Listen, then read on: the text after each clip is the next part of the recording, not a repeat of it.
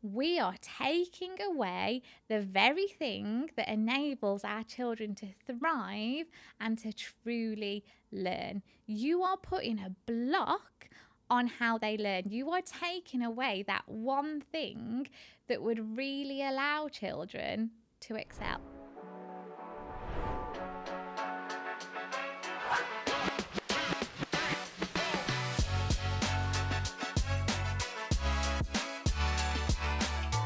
Hello and welcome to the latest episode of Leading With, the podcast by school leaders for school leaders. Today I am thrilled to be joined by Ruth Lue-Quee, founder of MMT Play, known by many as My Mummy Teacher. Ruth is a campaigner, a former deputy head and an education consultant. Ruth, thank you so much for joining us today. I am so excited to have you here. Oh, thank you so much, Michelle. It is an honour to be here to get to talk to you. Okay, so let's start with the campaign. So I was lucky enough to meet you in London when you took your campaign to Parliament. But for listeners who aren't aware, what is the Play is Learning campaign and where did it come from? All right, where do I start? If you want to know where it came from, people might be surprised to know this. They might not if they know me quite well. It literally came from, I was lying in bed. It was 11 o'clock at night. I had my laptop out in front of me and my little boy was in reception. He was due to go into year 1 that September. And I kept having these conversations with my friends, with colleagues about how I just... like inside of me, it just felt so awful that I knew in a couple of months' time, he was suddenly going to leave the early years foundation stage and go into a formal environment when all the research shows us that's not suitable for our children. It's not developmentally appropriate. But equally, just knowing my own son, I was like, he deserves more than this. All our children deserve more than this. So I was lying there. I was texting. It was 2 people at the time. One of them was a lady called Steph, who was my head teacher when I was deputy head, and another one was a really good friend of mine, Anna, who the 2 of us kind of egg each other on to do things. I've met Anna and I can see that, yes. And I was like, I think I'm going to start a petition. What do I do? And between the 2 of them, I was just like messaging them both differently. And I was like, does this sound okay? Does this read okay? I just put it in. I didn't know what would happen. I've never done anything in Parliament, campaigning for that was all new to me, but it just came from my professional experience as a consultant, as a deputy head teacher, what I understand about child development, and then a really personal experience of actually my own little boy being in the system and seeing how wrong the current system is for our 5, 6, 7, and I would say 8-year-olds that are not accessing the play-based, developmentally appropriate teaching and learning. Thank you so much for explaining that. So going back to when you were a teacher, when you were first starting out, you had your own class before leadership responsibilities. What did your classroom look like and what was the feeling like for learning in your classroom? So I would say underpinning all of it was joy. And I think that joy is one of the key things that you need when you're going to educate children. Now, there will be some people listening to this that will be like, what are you on about? Like, education should be formal. It should be, this is what you're going to learn. This is what you need to know. But children cannot learn if they don't feel safe, if they don't feel secure, if they don't feel happy, if they don't feel that they can thrive. And we get all of those things that are so crucial for learning when we feel joy. So when we're in a place where we're ready to learn, then we can teach you anything. And when you ask what my classroom was like, actually, I am a huge advocate for play-based learning. I'm a huge advocate for continuous provision. But I taught in schools, different schools. So one school in my career, I had a year group partner. It was incredible. We did building work. The head let us literally knock walls through. We built an entire Key Stage 1 base. Wow. We had a canopy. We basically made like the optimum Key Stage 1 continuous provision that you would like to see.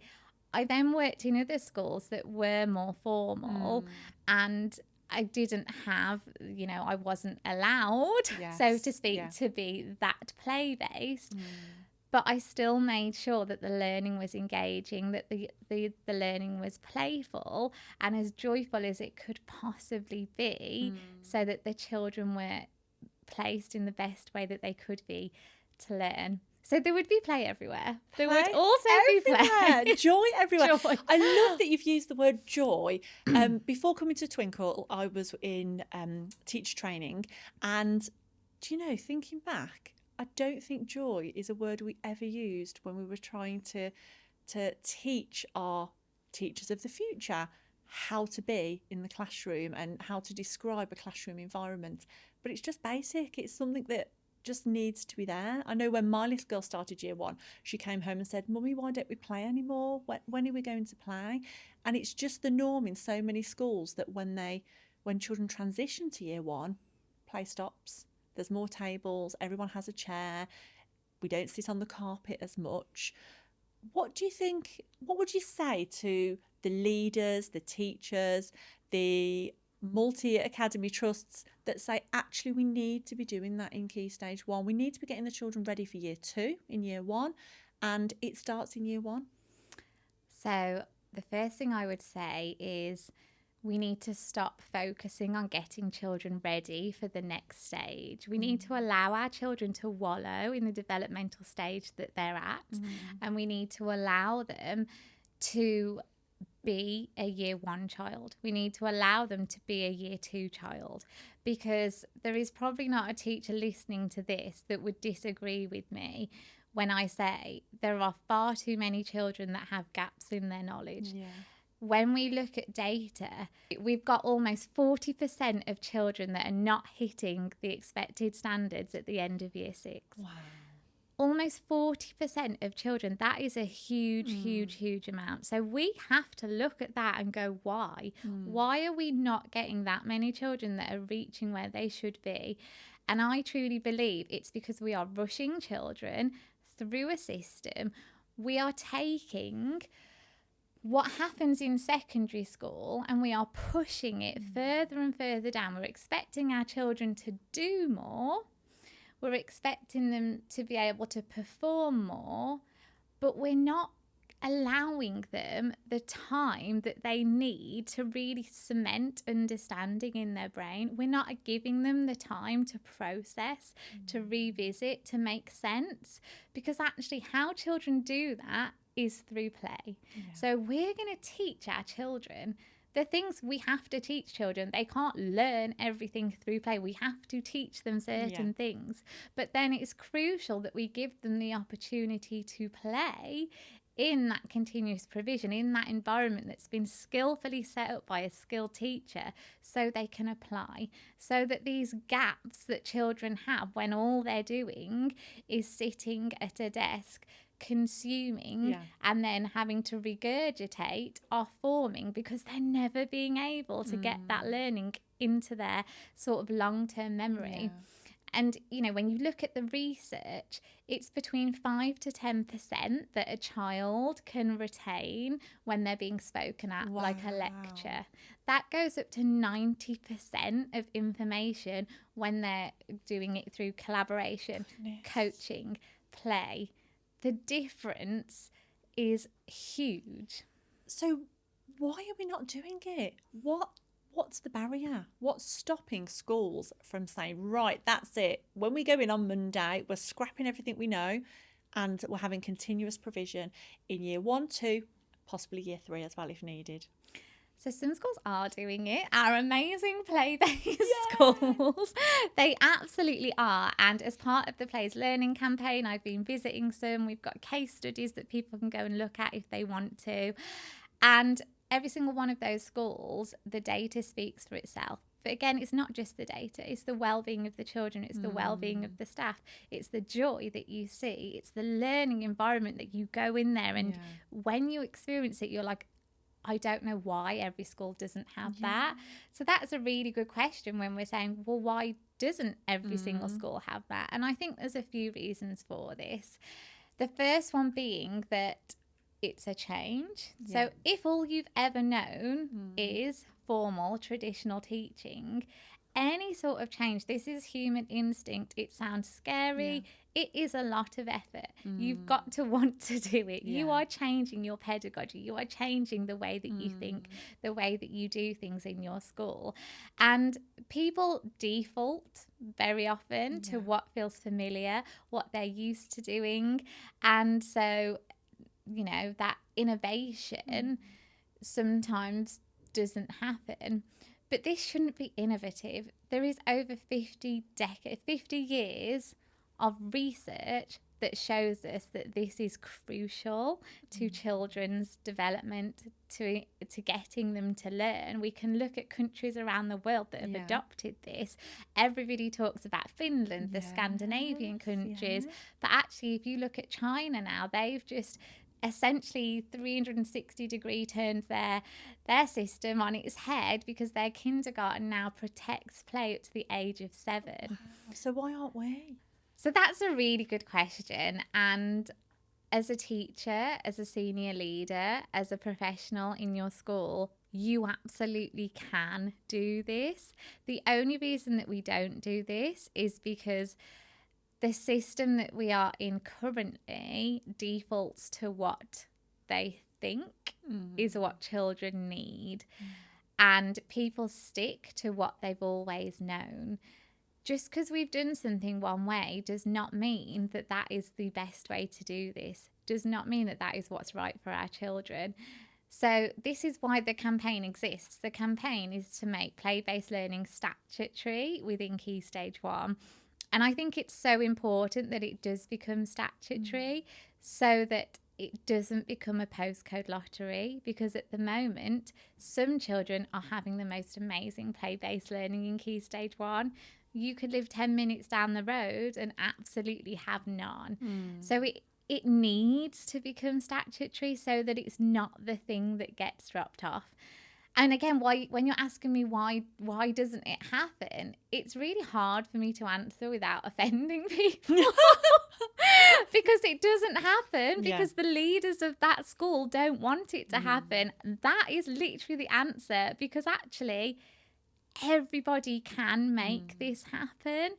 There is amples and amples of research. There are case studies, there are schools that are doing this. The research is there.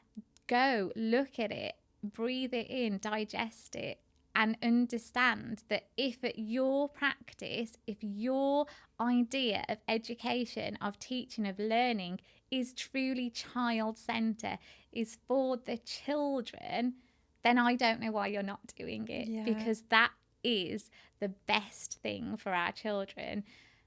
It's critical up until the age of 8. Beyond that is how we all learn. We all learn through play. And it's protected in Wales and Scotland and Northern Ireland. Is that correct? Yeah, so England is the outlier. We don't have it so statutory within our sort of frameworks, our pedagogy, whatever you want to speak about. But I do think it's really, when we look at the government responses from the campaign and what they've said, their responses very much say that play is not off the agenda, that they absolutely, completely see the value in play. The reason why they don't want to make it statutory right now, and you've got to think this is government, this is policy, they have their own agendas, they've got their focus at the minute is very much on reception and the breakfast clubs and this and that. So their focus right now isn't on this, but all the stuff they have put back does say, okay, yeah, we do know the research and we do know it's really important. So our stance now is saying, well, that needs to be recognised in framework documents that you're putting out. We're getting a new curriculum. It needs to be there. Because teachers need to know this. Like, when you go to university, unless you do an early years degree, it's likely you won't really even understand a pedagogical approach, and that can seem quite scary when you only know one way of teaching. Of course, It's all these are all the things that can be like a bit scary, and why things don't happen, but they absolutely should. And quite often, teaching staff and support staff want to teach in this way, want to provide learning opportunities through play in Key Stage 1 and beyond. But like you said, leaders, for whatever reason, default back to that formal style of learning for 5 and 6 year olds in Key Stage 1. You've talked about in the past, you've talked about a cliff edge when children transition from reception to year 1. What does that mean, and what does it look like in reality? So the cliff edge, this was a really powerful phrase that I delivered a speech in Parliament. I love how you just casually drop that in. So when I was delivering a speech in Parliament, it's brilliant, absolutely brilliant. And that was one of the things that I got across to everybody that was in the room. So there were like in sector experts, head teachers, MAT leaders, there was MPs, so many important people were there. And one of the things that I mentioned was this cliff edge that many of our children face when they go from reception into year 1. And what was really powerful was actually then at the debate when all the MPs were talking, so many of them utilised that phrase. And it had so much power and gusto behind it, because you can visualize it in your mind. So when you're asking me what is that cliff edge, it is exactly that. So imagine if you go to work now, you know exactly what you're doing. I'm off to work, this is what I do, I'm happy, I enjoy it, I do my learning, I know what to expect. And then actually you went on holiday for 6 weeks, you came back, and I was like, you're still going to work, but you walked into work, and instead of having this gorgeous play-based environment where you had high expectations, you had high standards, you did a lot of learning, but equally there was space where you could self-regulate when you needed to, you could be more curious when you wanted to, you could move when you needed to, you could play when you needed to. That's gone. So suddenly I've gone back. I'm still at school, but school is not what I remember at all. Now I walk in, it's full of chairs, it's full of desks. The expectation is that I spend most of my time sat on this plastic chair or sat on a furry carpet, listening to somebody talk to me from a whiteboard and sort of regurgitating the knowledge and facts that are said to me. That's a cliff edge. Like, that's trauma. I'm sorry, but that is traumatic. If somebody did that to you at work, you would be like, what is going on? This is not what I remembered. This was not my work. But for kids, that is what we do when we take it away. And we're not just taking away something that's a luxury or an enrichment or an add-on. We are taking away the very thing that enables our children to thrive and to truly learn. You are putting a block on how they learn. You are taking away that one thing that would really allow children to excel. And I'm not just talking some children, because some children can excel in a formal setting. I'm talking about all children, because that's the beauty of play and continuous provision. It allows us to meet every single child where they're at to launch forward, no matter of their needs, no matter of their strengths. Every single child can thrive in that environment. It's so powerful when you put it like that. And I've worked in schools in the past where head teachers have been really, really insistent on bringing some of that formality into the summer term of reception to get the children ready for year 1. And it's a basic right that our children need to play. It's interesting you talk about having high expectations. So how can teaching staff, support staff, how can they have high expectations whilst supporting learning through play? What would that look like, and what wouldn't it look like? Okay, so high and rising standards, as the government like to call it, high expectations.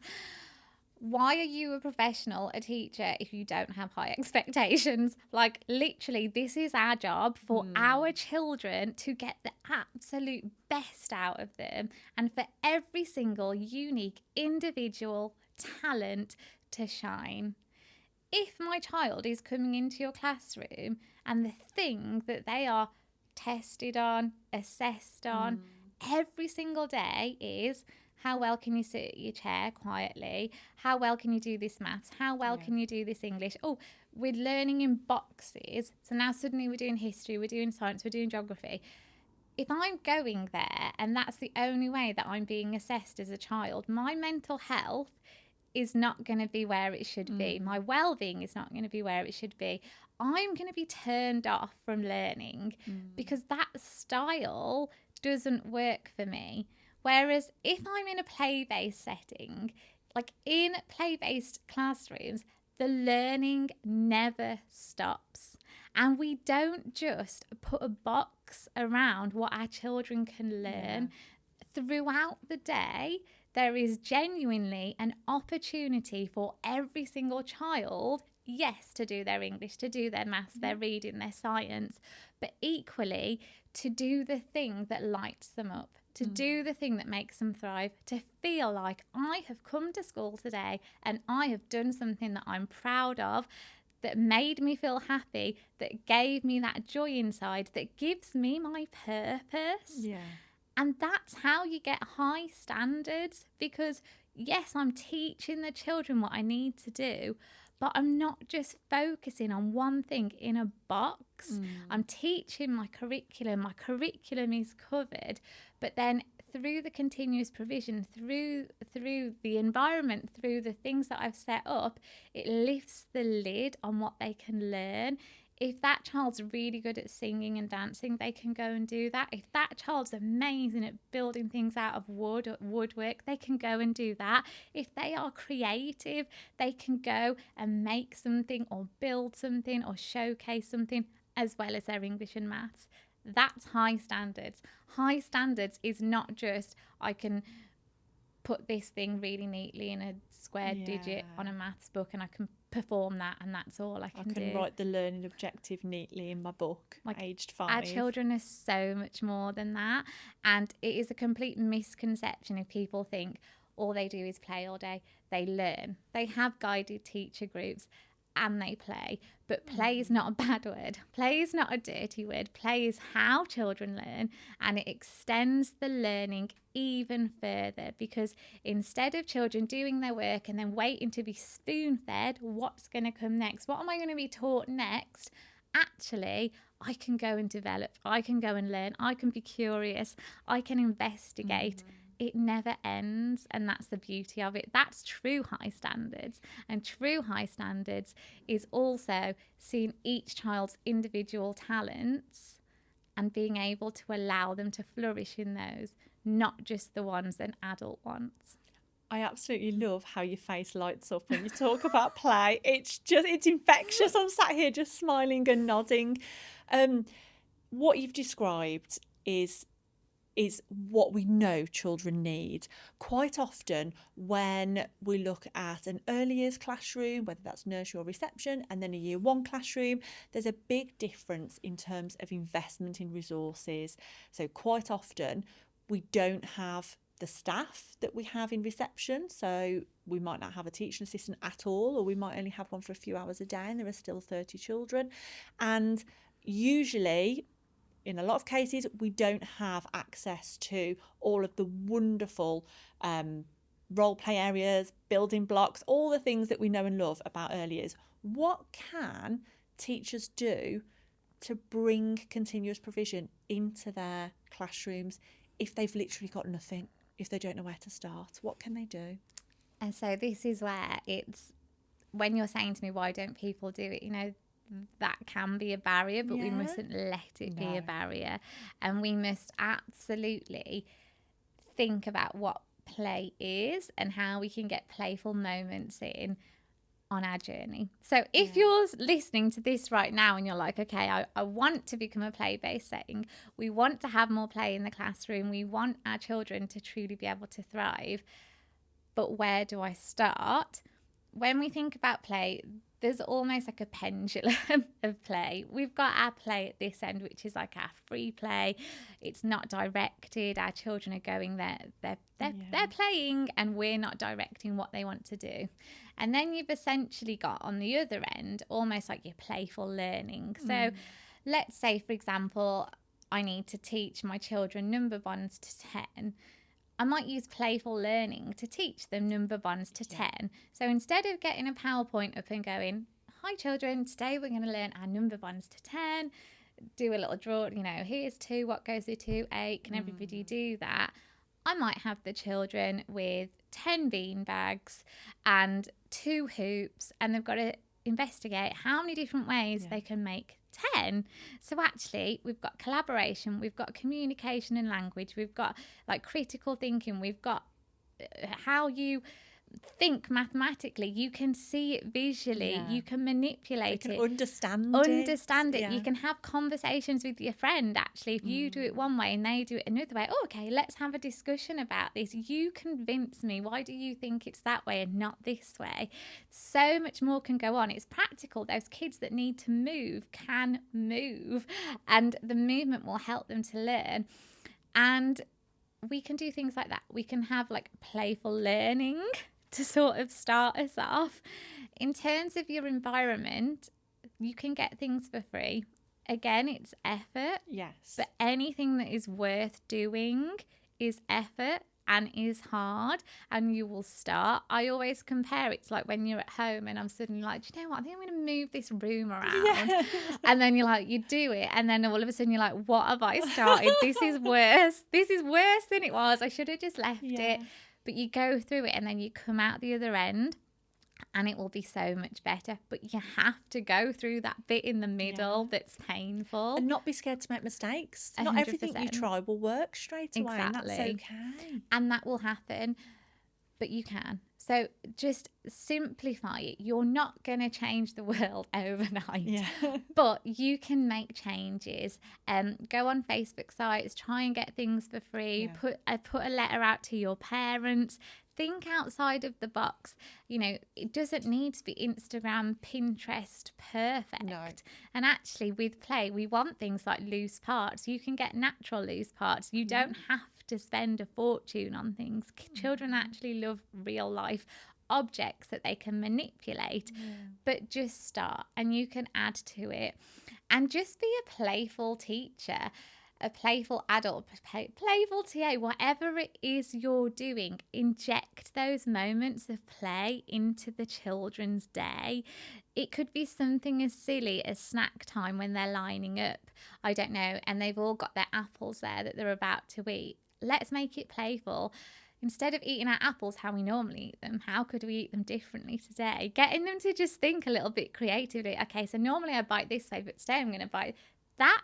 That is play. Obviously, like we want, the proper like play-based learning, but it's still about injecting moments of play into our children's day.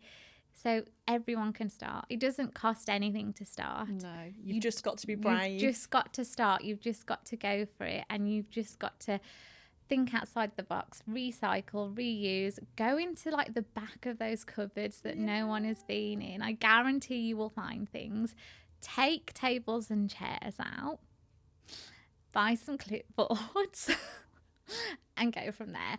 But we do have, as part of the campaign, we've got a research document. So if anyone's listening to this thinking, well, what is this research that you're on about? It is all there. The campaign team put all that together. So perhaps we can put a link to that so that anyone can get that from the show notes. And we've also got a guide to continuous provision. Again, so if you're like, fantastic. I just want to start. Yeah. This is the whole point of the campaign. It's the impact to inspire people to be like, okay, I know this is right, but where do I go? there's 2 documents that will give you a little bit of a start. A brilliant starting point. I love it. How important do you think learning outdoors is as our children transition from reception to year 1 and year 2? Obviously, the outdoor environment is really a big part of the EYFS environment, but not so much in year 1. What are your thoughts on that? I personally think it's criminal how many classrooms do have an outdoor area and don't use it. They have a door. Or use it for storage. They have a door and they don't open it and they don't use it. Why?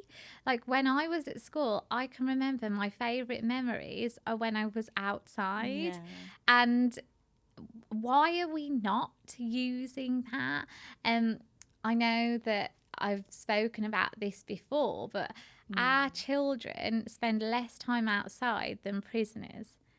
What is going on there? Like, how is that allowed to be? It's just shocking, absolutely shocking. And if we can get them outside more, learning in the environment, it's a good thing. It is 100% a good thing. And this goes back to that cliff edge. Yeah. Why do we think that the day a child turns 5, if some of these children are born on the 31st of August, why do we think that the next day, that's it?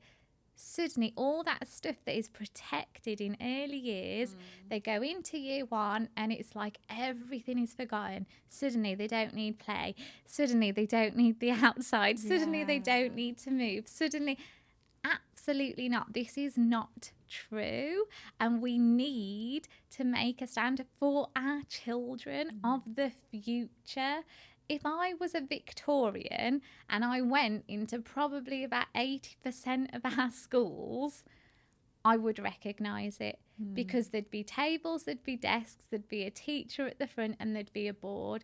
The only thing that would be different is probably the whiteboard is obviously electronic and it's a bit more colourful. Yeah. But it wouldn't be too dissimilar. And yet our children are growing up in a world where AI is going to take a lot of jobs over. They are going to need skills. Yes, creativity. They need exactly. Yes, they need knowledge because knowledge allows us to think, think critically because we have the knowledge base to build on. But equally, I can get knowledge from my phone instantly now. The things that I can't get from my phone instantly are those skills that we talk about that come through play, that come through movement, that come through discussion, engagement. And that should be what we are focusing on in the education, teaching our children how to learn, not spoon feeding them and teaching them one way and one way only. Yeah. We're preparing them for a future that we've got no idea what it will look like and what jobs there'll be. It's challenging. And how do we overcome all of those problems? We play. Yeah. That is what you do. You have a play with it. You play, you experiment, you fail forward. If we're stripping that away from our children, they're not going to have that resilience. They're not going to know how to do those things. And the best AI in the world cannot teach you those things. So what's next for the Play is Learning campaign? So we had our parliamentary debate in January. The momentum is obviously really high at the moment. We are continuing. The phase 1 was sort of our awareness moment of the campaign. Phase 2 I'm calling the impact phase. So what this means is we want it to become statutory. Until it does become statutory, campaigning takes a very long time, by the way. Anything in government does. I say to people, like, just getting meetings with relevant ministers and stuff, it takes months, essentially. Really, if you think about when you started it to where you are now, it feels like it's happened almost overnight. I know there's been a lot of hard work behind the scenes, but I've never heard of another campaign out there that's got to this point so quickly. It's a lot of work. Yes. It is a lot of work. But yeah, we are. So, conversations are continuing in government. We're waiting on a round table that we're going to host with the Ministers for School Standards and relevant people, Key Stage 1 teachers, professionals, experts, getting around having that dialogue.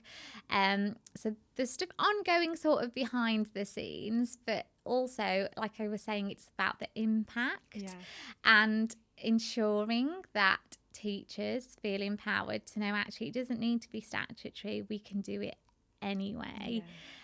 So it's the continued visibility, it's the continued awareness on this is how to do it, this is why you should do it, this is the impact of it. And I'm doing school visits where I'm going and showcasing schools that are doing this really, really well.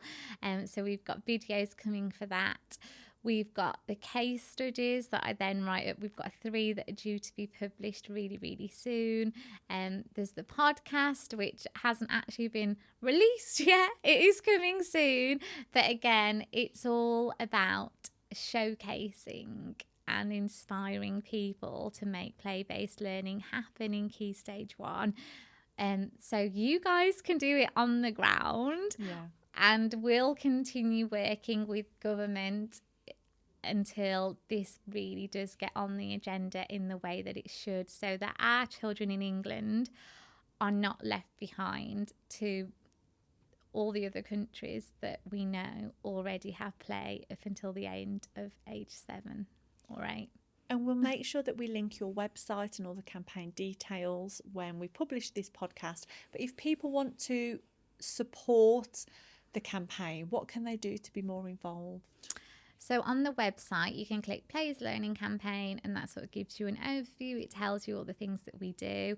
One of the biggest things you can do is email your MP. So there is a draft template letter you can send there.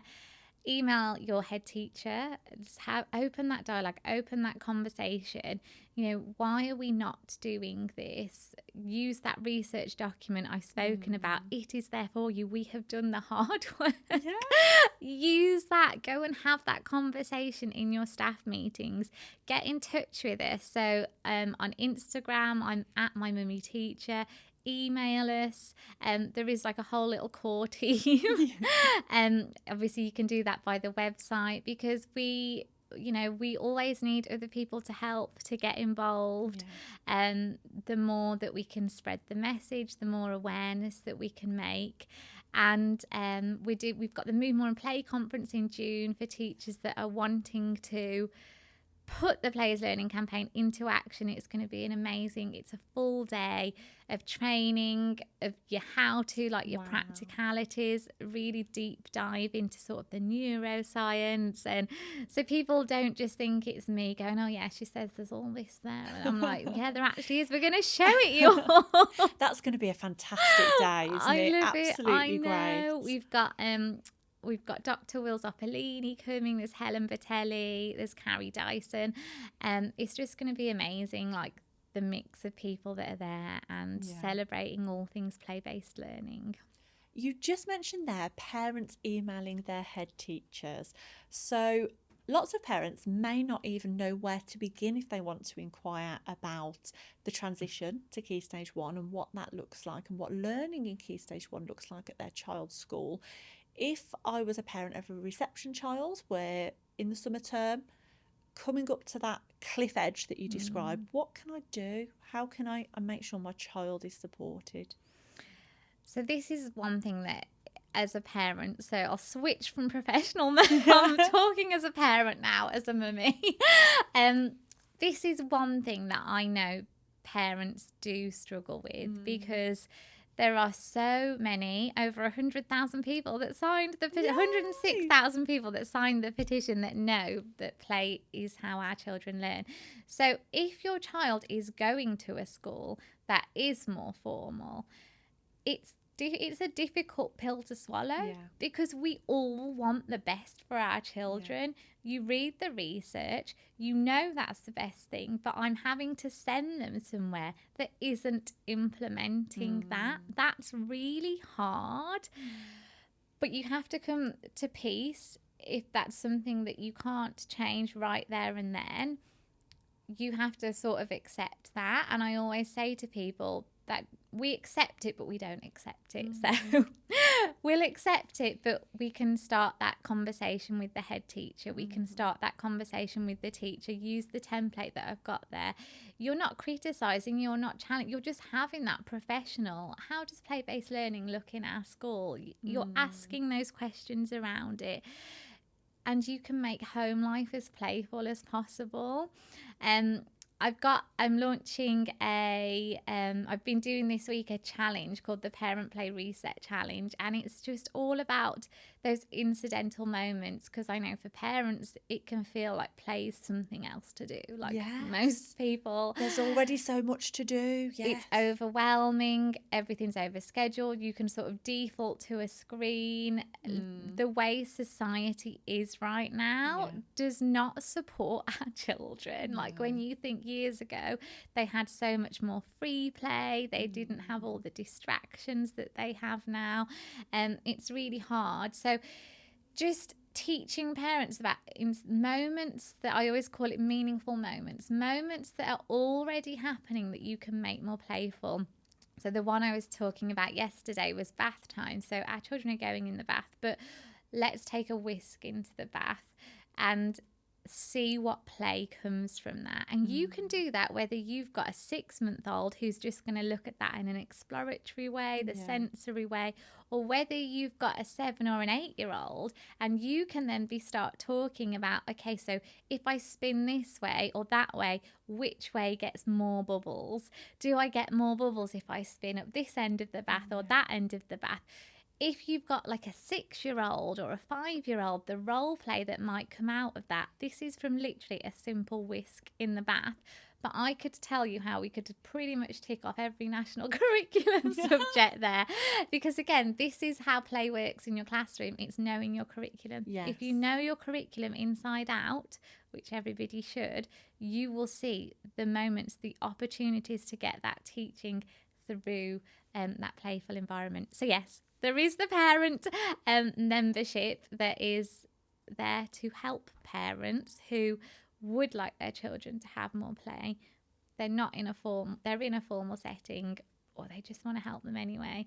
It's there to sort of that. It's so wonderful just to give some parents that confidence to be able to be more playful and implement that joy in being together and playing. We're so busy, sometimes we need reminding to stop and be in the moment with our children. I know I'm guilty of that.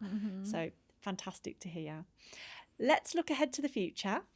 What would you hope Key Stage 1 classrooms look like in 10 years from now? What a question. Where do I start?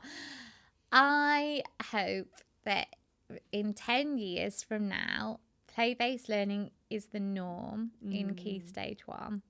I hope that when we go into those classrooms, the needs of every single child are going to be met, because the classroom is inclusive just by simple design and by the accessibility and by allowing each child to be recognised for their own talents, their own strengths, and given a place where they can truly be free to do those things. I imagine that you would walk in, you would see children with messy hands. You would see what some people would describe chaos. It's not chaos at all. It's not chaos. It's the absolute beauty of childhood, of learning, and it is that enthusiasm that you see when you allow children to go and access the area. You'll walk in, you'll see some children building things out of blocks, you'll see some children painting, you'll see some children acting out on a stage outside, you'll see some children using guttering and panelling and water to develop things that there's a line of curiosity. Something's been said to them in their history lesson, and then that's inside them, and they're like, I'm going to go and build that, I'm going to go and make that, I'm going to show this. And that noise that as well. noise, that conversation, that passion, that want to do things. But it comes down to a few words, really. It's play. I want to see play in every single classroom. I want to see movement in every single classroom. And I want to see children at the heart of education, where learning, teaching, education is not something that is done to them, but is something that is done with them, where they can guide the learning, and we teach them that curriculum, but we don't ever put a lid on what they can learn in that classroom, because the environment is set up in a playful way that it can go. It's infinite what they can learn every single day. Ruth, it's been an absolute pleasure to chat to you today. I could sit and listen to you talk for hours and hours. You're so passionate, and I absolutely love the work you're doing. You know that I'm a massive supporter, and I look forward to seeing what's next with the campaign. Amazing. Thank you so much for having me, and we'll speak again soon. Yay!